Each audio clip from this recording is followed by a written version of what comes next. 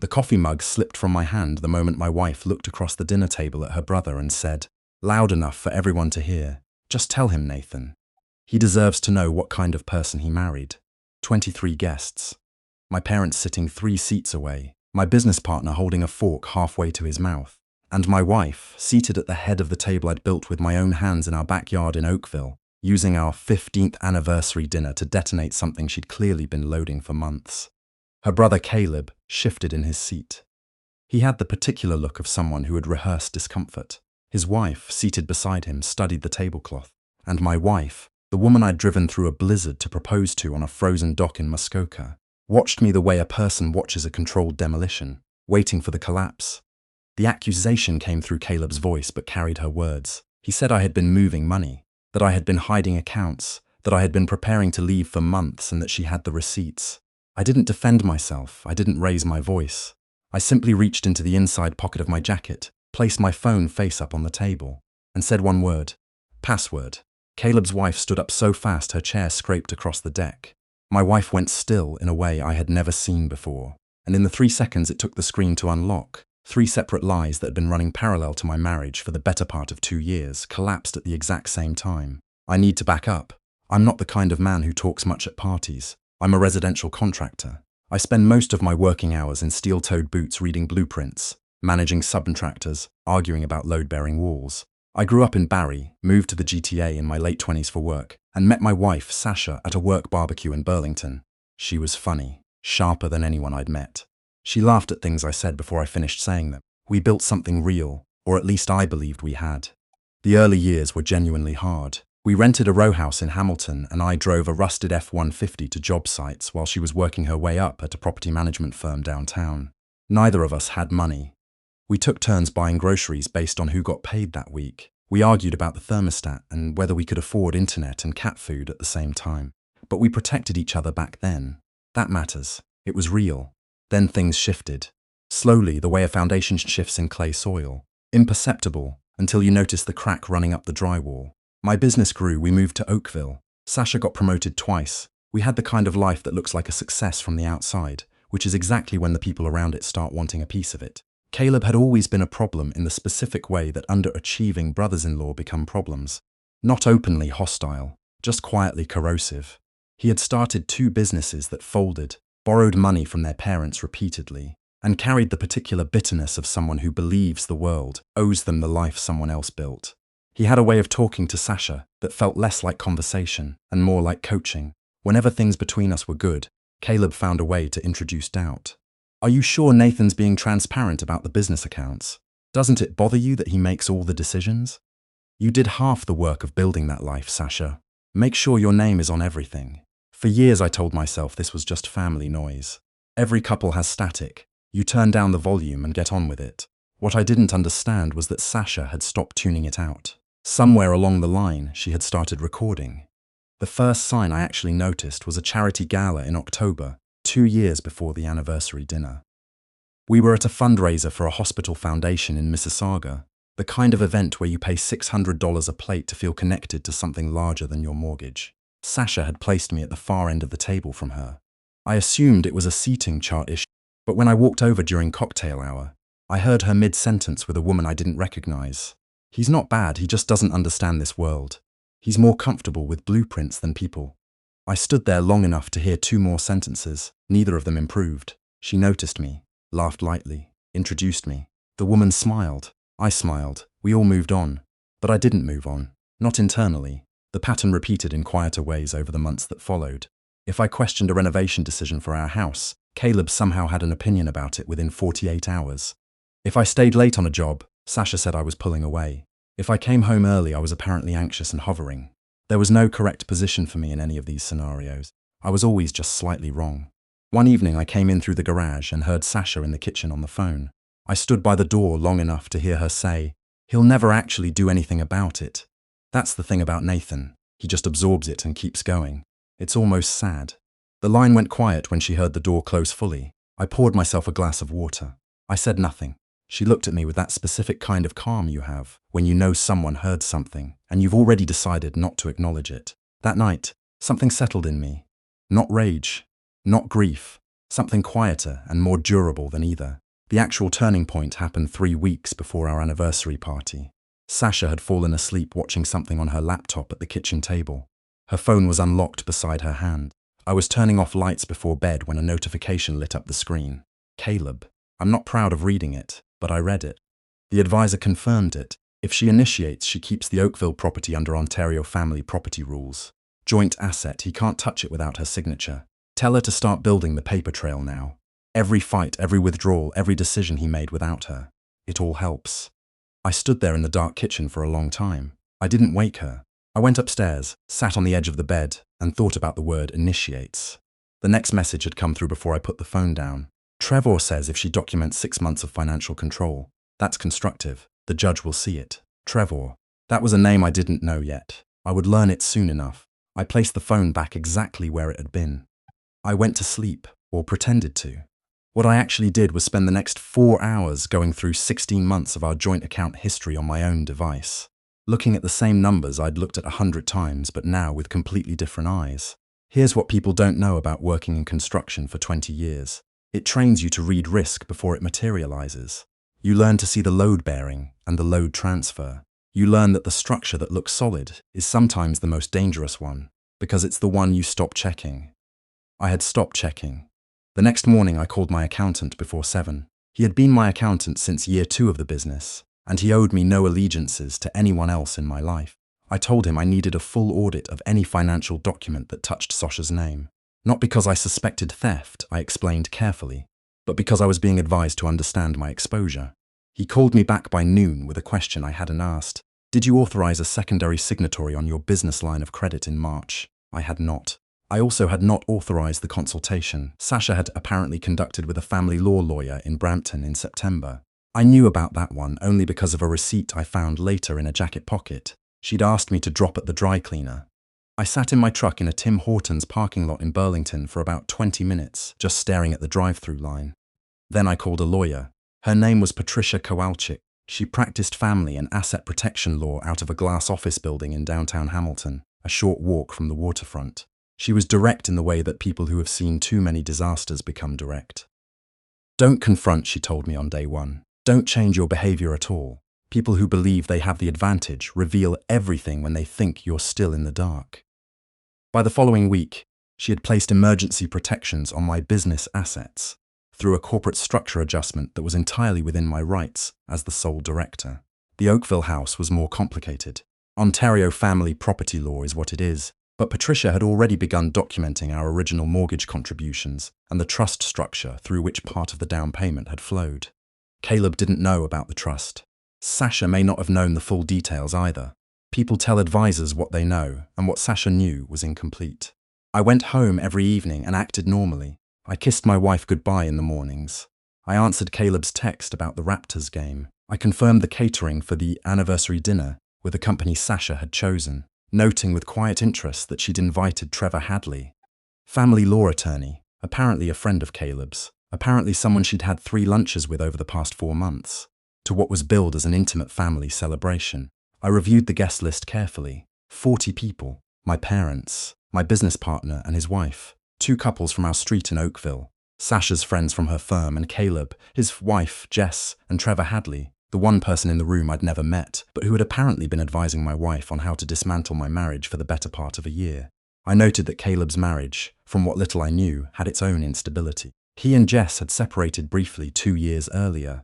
They were back together but carrying that particular quietness of a couple performing reconciliation. And I noted one other thing. I owned the home security system, including the cameras, including the audio-enabled smart devices Sasha had installed throughout the house, because she liked being able to tell them to play music or adjust the thermostat. She had never asked who administered the system. She had never needed to. The anniversary dinner started the way these things always start, successfully. The caterers were good. The weather had cooperated, cool and clear for late September, the kind of evening that makes the backyard string lights look warmer than they are. Sasha wore a dark green dress I'd bought her in Quebec City, on a trip we'd taken 4 years ago, when things between us still felt like hours. By 9 o'clock, the wine had been flowing for 2 hours, and the formality had softened into the particular looseness of a party where everyone stopped being careful. Caleb had been working up to something all evening. I could see it in the way he kept glancing toward Jess and then toward Trevor Hadley, who had been introduced to me as a colleague of Caleb's from a networking group, which was technically not a lie and also not remotely the truth. The moment arrived when Sasha stood up, tapped her glass, and gave a small speech about 15 years. It was warm. It was well written. It mentioned me by name 4 times. And at the end of it, she looked at me with an expression I can only describe as already past tense. Then Caleb spoke. He didn't tap his glass. He just started talking, the way someone does when they've decided the performance is over and it's time for the reveal.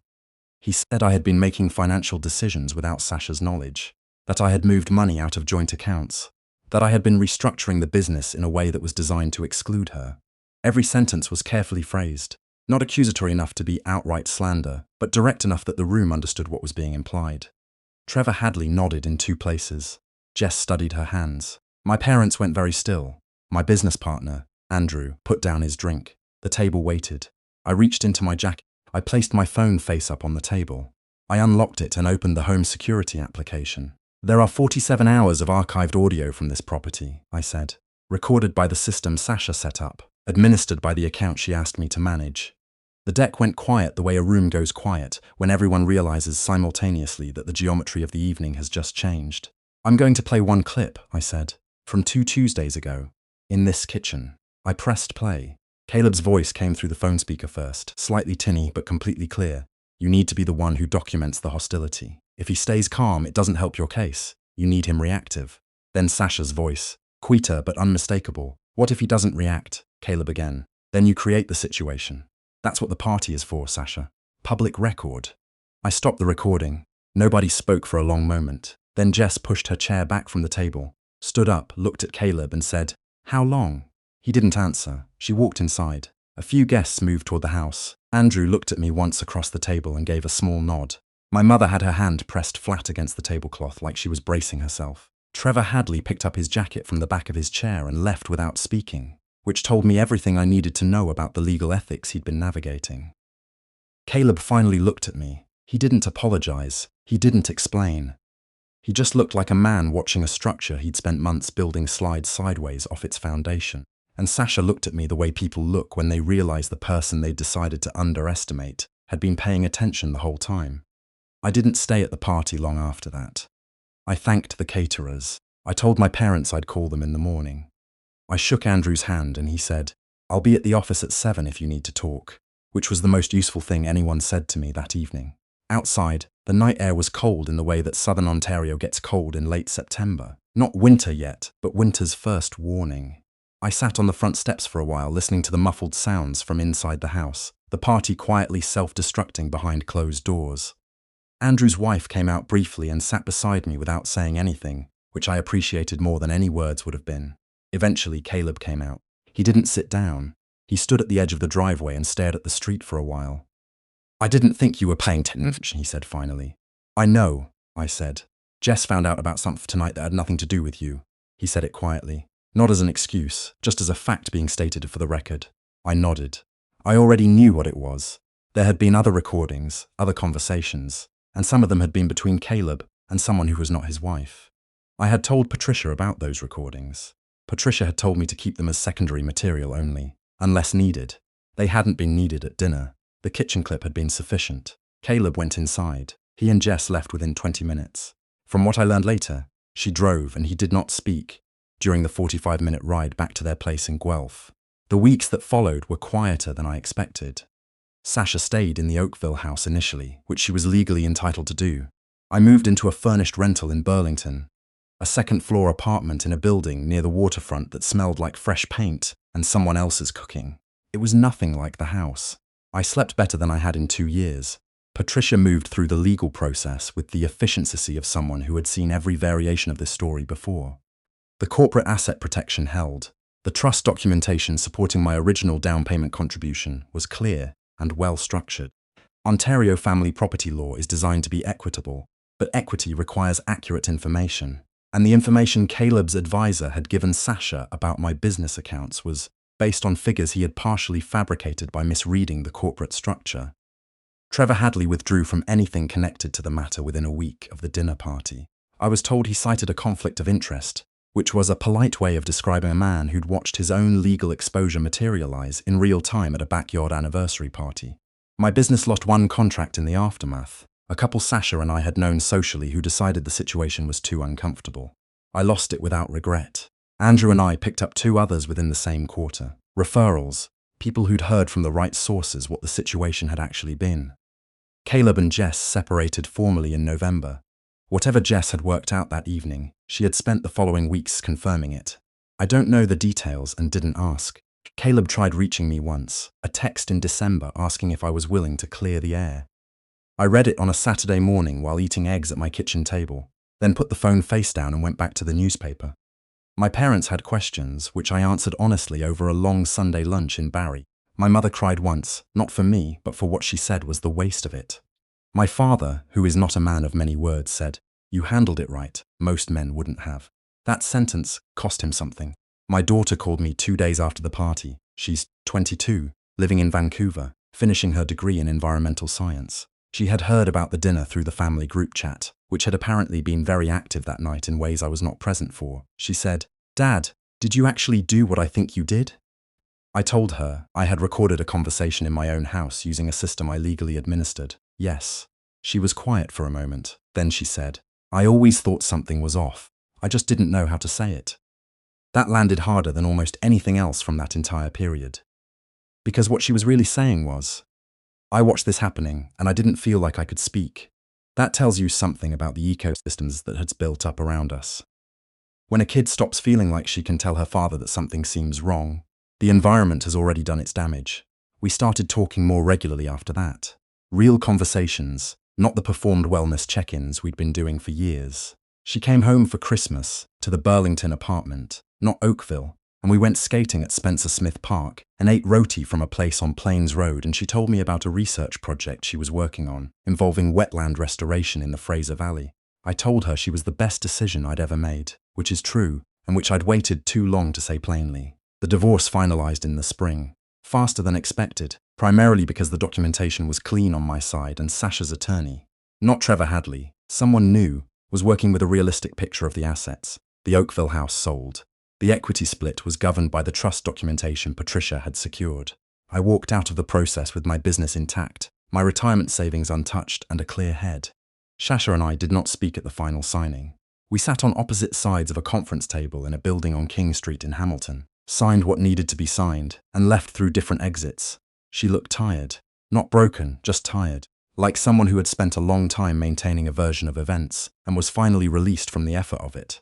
I don't carry anger about it anymore. Anger is expensive and I've always been careful about overhead. What I carry instead is something closer to clarity about the particular way that quiet people get underestimated. It's not a mistake that happens once. It accumulates. People see stillness and decide it means absence. They see patience and decide it means passivity. They keep making decisions based on that assumption. And they keep making them. And then, one evening at a backyard dinner party, the assumption turns out to be wrong, and everything they'd built on top of it goes with it. The contractor in me recognizes the lesson. You can't build a plan on a false load-bearing assumption. Eventually, the structure teaches you the truth. 3 months ago, I drove past the Oakville house. The new owners had repainted the front, grey, which is not what I would have chosen, but it's their house now, and that's how it should work. The maple in the front yard was coming in green. I'd planted that tree the first spring we lived there, with a 3-year-old sapling from a nursery in Dundas. In a hole my daughter helped me dig with a plastic shovel while wearing rubber boots with frogs on them. I slowed down just long enough to look at it, then kept driving. Last week I went to my nephew's birthday dinner in Ancaster. Loud, full table, kids running between chairs, my brother-in-law burning something on the grill in the backyard. Normal. Good. I sat beside my mother and ate too much and helped clear the table and drove home on the QEW with the windows down because the evening was warm. I thought about Sasha once on the drive. Not with grief. More like how you think about a city you used to live in. You can acknowledge the shape of it without wanting to go back. I pulled into my parking spot, sat in the truck for a minute with the engine off, and listened to the waterfront sounds coming through the open windows. Geese somewhere, a boat somewhere farther out. The particular silence of a place that's yours. I went inside. I made tea. I sat by the window and watched the lights on the water for a while. And for the first time in longer than I could clearly remember, there was nothing I was performing.